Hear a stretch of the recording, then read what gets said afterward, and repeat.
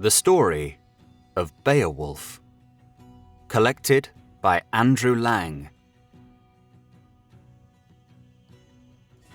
Part 1. The Story of Beowulf, Grendel, and Grendel's mother. Long, long ago, perhaps nearly 1,000 years, there lived a king of Denmark called Hrothgar.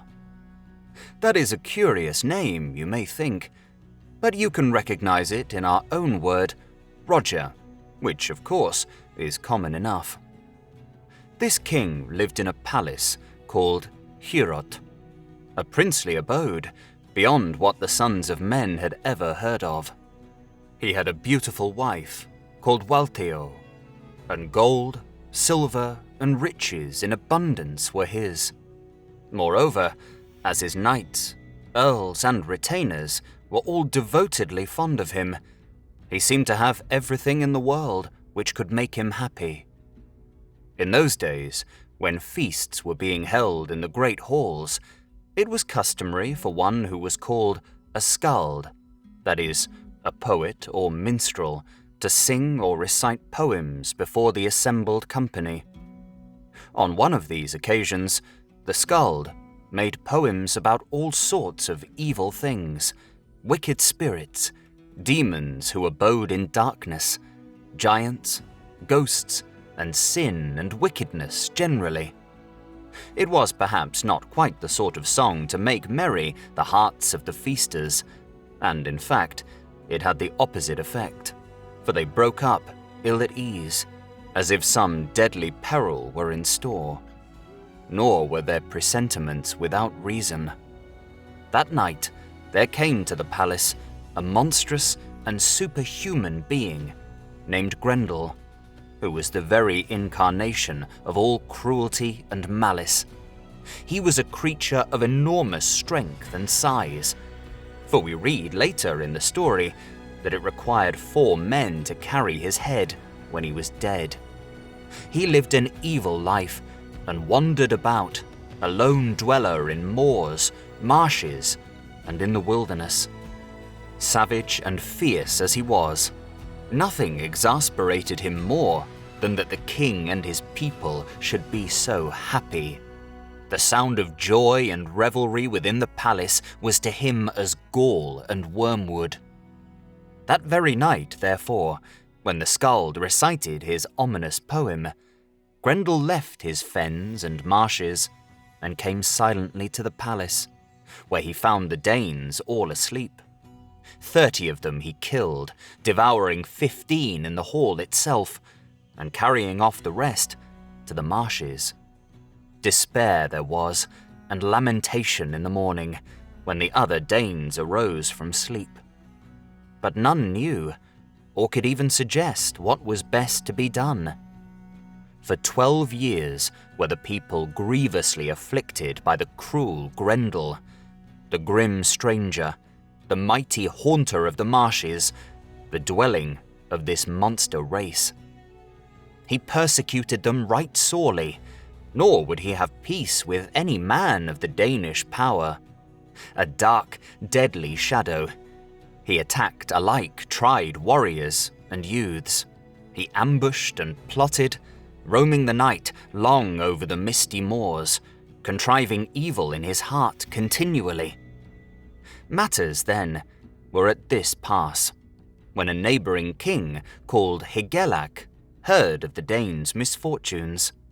Hygelac reigned over the Geats in Geatland, and he had a nephew called Beowulf, who, in common with the king and the rest of the people, was distressed to think of Hrothgar's troubles. So Beowulf made him ready a good sea-boat, took 14 of the bravest men at arms as his comrades, and set sail to help Hrothgar and the Danes. When the Danish king was told of Beowulf's arrival, he was, as you may well suppose, only too delighted, and hailed him as a heaven-sent champion, for he already knew all about him, how valiant he was, and how strong. "For," said Hrothgar to his people, It used to be said by seafaring men that this fearless warrior had in his grip the strength of 30 men. When Beowulf came before Hrothgar, he told him what the king already knew, that often before he had encountered sea monsters, destroyed the Jotun tribe, and slain night nixes, and that hitherto all his deeds of prowess had been successful. "I hear," he said, "that Grendel, from the thickness of his hide, cares not for weapons. I therefore disdain to carry sword or shield into the combat, but with hand grips will I lay hold on the foe and fight for life, man to man." Beowulf ended by asking that his garments of battle might be sent back to his lord and kinsman Hygelac, if Grendel proved victorious in the fight. The king relied with steadfast faith upon his guest. There was now joy in the palace of Heorot, and Queen Valteo herself, golden-wreathed, came forth to greet the men in the hall. To each she gave a costly cup, to each his several share, until it befell that she, the necklaced queen, gentle in manners and mind, bare the mead cup to Beowulf, and thanked God that she might find any to trust to for relief in her troubles. They all retired to rest, but not one of Beowulf's comrades thought that they would escape alive, or get them thence in safety to their well-loved homes. That night, from the moor, under the misty slopes, came Grendel prowling. In the gloom, he came to the palace, where the men-at-arms slept, whose duty it was to guard the battlemented hall. They slept, all save one. With his vast strength, the monster burst open the door and strode forward, his eyes blazing like fire. With a grim smile of delight, he saw the sleepers, seized one of them, and devoured him, all but the feet and hands. Then he reached out at Beowulf, but the warrior clasped the extended hand and firmly grappled with the enemy. A battle royal ensued. The hall resounded with cries and shrieks, for the Danes were roused from their slumbers. They tried to help Beowulf with swords and other weapons, not knowing that they were of no avail against the monster. But the Jute yielded never a whit. He pressed Grendel harder and harder with that mighty hand grip of his, and by sheer strength tore off the monster's hand, arm, and shoulder. Grendel fled. Back to the lake he went, to the Nix's mere, where the water for days afterwards was troubled and discoloured with blood. As for Beowulf, the grateful king could hardly thank him enough. A feast was prepared. The walls of the great hall were covered with cloth of gold, and the hero received a war banner, helmet and breastplate, besides golden cups, a superb golden collar, and many other precious things. When the banquet was over, they all retired to rest, as they supposed, in safety. But an avenger was at hand. Grendel's mother, a monstrous witch, ravenous, wrathful, and cruel as her son. She burst into Heorot, seized the man who was the king's favourite amongst all his nobles, and carried him off to the lake. She also took with her Grendel's blood-stained hand, which had been put up as a trophy. Beowulf was not in the palace at the time, for another lodging had been given to him, but he was quickly summoned after this new disaster. "Never fear," said he. "I promise thee she shall not escape, neither by water, nor into the earth, nor into the mountain forest, nor into the bottom of the sea. Let her go where she will." So they made ready at once to go to the lake, which was about a mile from the palace. A gloomy water it was, overhung with trees, and how deep, none had ever found out. Every night, men said, a strange fire was to be seen on its surface, so none cared about going there. However, the king's horse was now saddled, and his men-at-arms were ready. Beowulf put on armor to protect his body from the enemy's grip, and a white helmet guarded his head. One of Hrothgar's men lent him a short sword that had never yet failed anyone who had used it in battle. Then, the expedition started. Over a steep and stony rise, through narrow roads, past precipitous headlands they went, till they came to a bare rock and a cheerless wood, below which lay the water, dreary and troubled. They were maddened with rage when they saw the head of Isha lying on the ground. He was the noble taken by Grendel's mother. The water of the lake was bubbling with blood. Many strange creatures of the serpent kind glided over the surface, and the men could also see nixies lying on the headland slopes. Beowulf shot at one of the horrid water creatures with an arrow, wounding it only. But the king's men pursued it with poles and battle-axes and killed it. Then Beowulf asked Hrothgar to send back all his presents to Hygelac, if it should happen that he, Beowulf, perished in the water. Hastening away, he plunged into the lake, and it was not very long before Grendel's mother found out that some man from above had invaded her dwelling. She grappled with him in her dreadful grasp, endeavoring to crush him to death, but his chainmail protected him. Then she dragged him down to her den at the bottom. But meanwhile, many strange beasts with terrible tusks pressed him hard in those depths. One of them even rent his war shirt with its talons. Beowulf found himself in some kind of dreadful hall where no water seemed to touch him. The light of a fire, a glittering ray, lit up the cavern. He could now clearly distinguish the mighty lake witch, and thrust strongly at her with his war sword, which rang out shrilly on her head. But alas, its edge would not bite. She had probably bewitched it with spells, as often happened in old days. So Beowulf threw away his sword and came to close grips with her, trusting in his mighty strength. He seized her by the shoulder, but unluckily tripped and fell. In a moment, she was upon him and seized her broad dagger with deadly intent. Then, indeed, had it gone hard with Beowulf, but for his coat of chainmail, which protected his shoulder from the furious blow she gave. Suddenly, he saw lying on the floor a magic sword, a huge weapon with finest edge, forged of old in the time of the Jotuns, or giants, whose work it was. No ordinary man could have wielded that blade, but Beowulf seized it and smote the witch a fearful blow, almost cleaving her body in twain. A bright light shone up at once in the cavern, which the warrior now began to explore.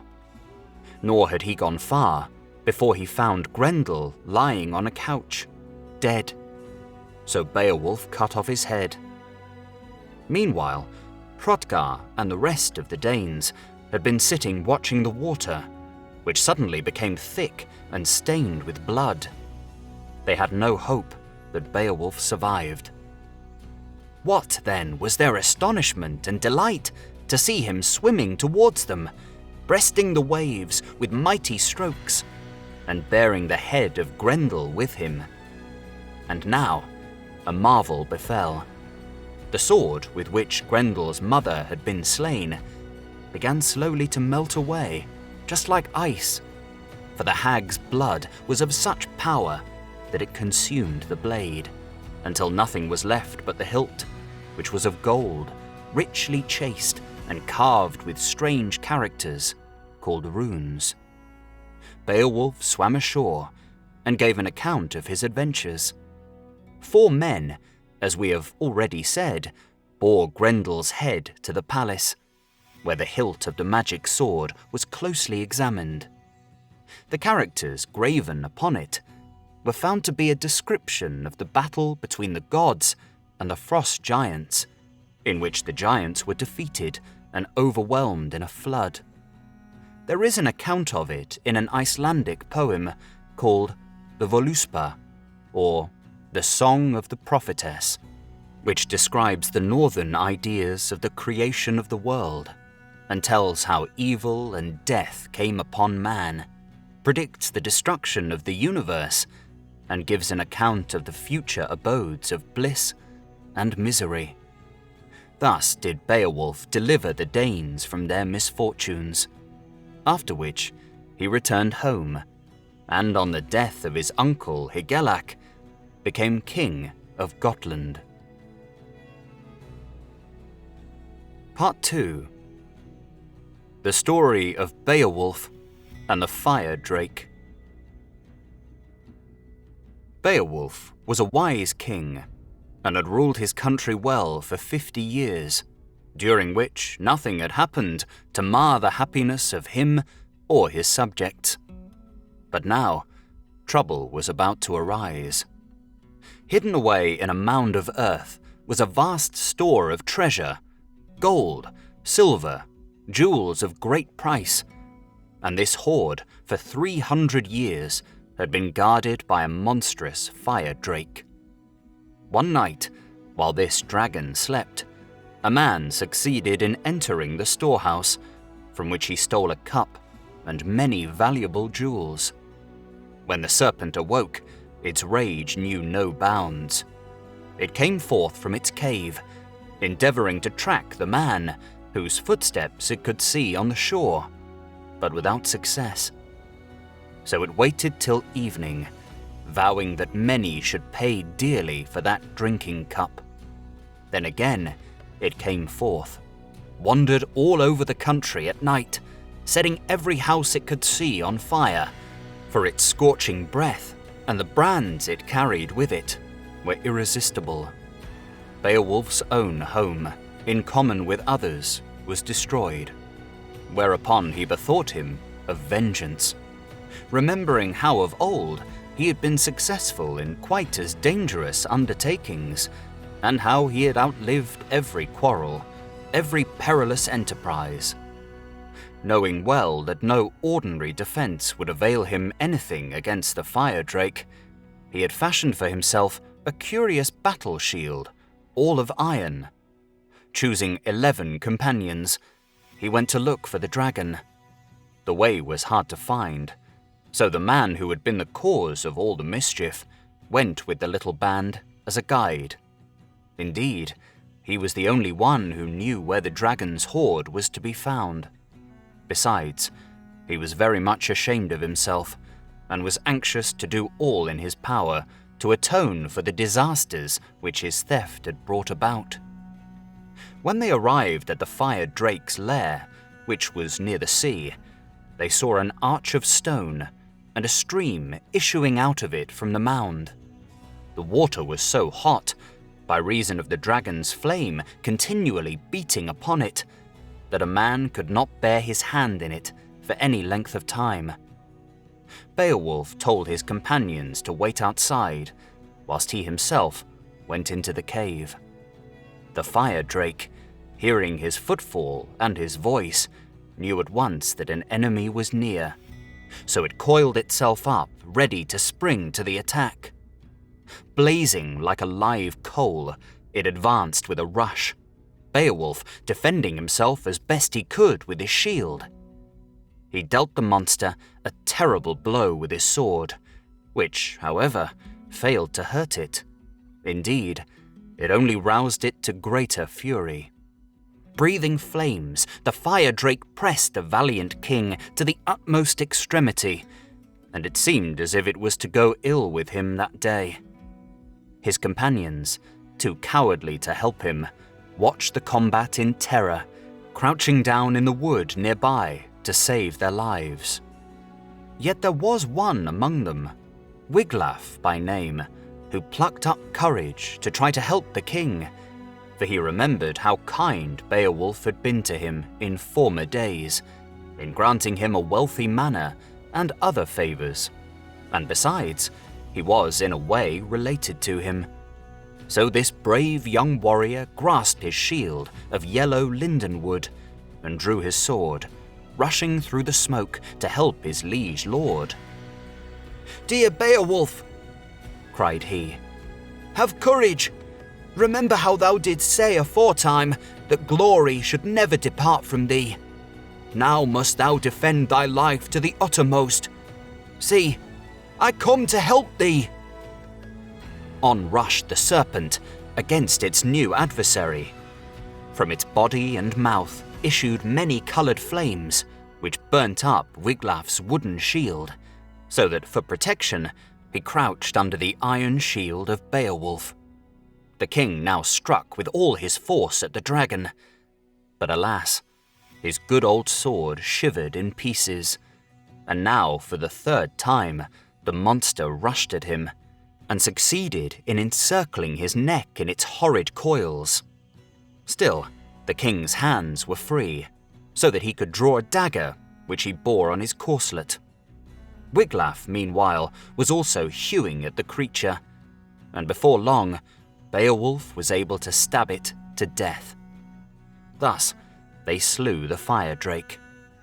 But Beowulf had received a deadly wound, which soon began to burn and swell, and though Wiglaf brought him water and tended him with all affection, the king felt his end to be near. Anxious to know of what the treasure consisted, he sent Wiglaf into the cave to explore it. Riches of all descriptions were discovered: jewels, gold, handsome bowls, helmets, armlets, and most curious of all, a gilded standard which was flapping over the hoard. From this standard there came a ray of bright light, by which Wiglaf could easily see around him.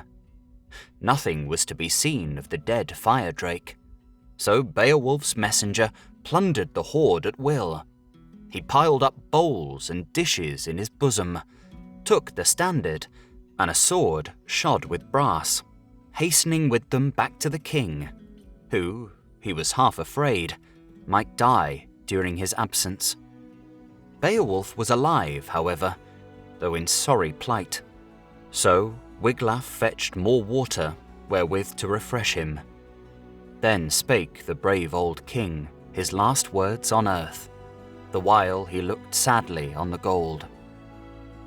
"I give thanks for these beautiful things which here I gaze on, to the Lord of all, to the King of glory, the eternal Lord, for that I have been able before my death day to gain so much for my people. Fulfill ye now with this hoard my people's needs, for here I may no longer be. Let the warriors build a mound at the headland which juts out into the sea. Rear it, that it may tower high up on Hronesness, and so perchance my people may bear me in mind.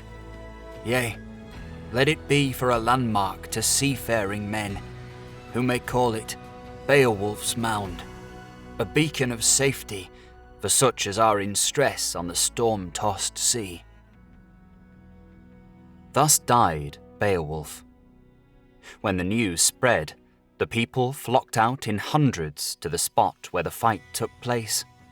Sadly, they looked on the lifeless body of their chief lying on the sand, and with astonishment they saw the carcass of the fire drake, full 50 feet long, and the hoard of treasure beside it. They loaded the treasure on a wain and bore it away. The dragon's body was pushed over the cliff into the sea. Then they made ready a vast funeral pyre for their beloved king, even as he had wished. Black over the blaze rose the wood smoke, while sad and dejected in spirit sat the people mourning their lord's fall, bewailing the death of him who among the world kings had been the mildest, the kindest of men, and the most gracious to his people.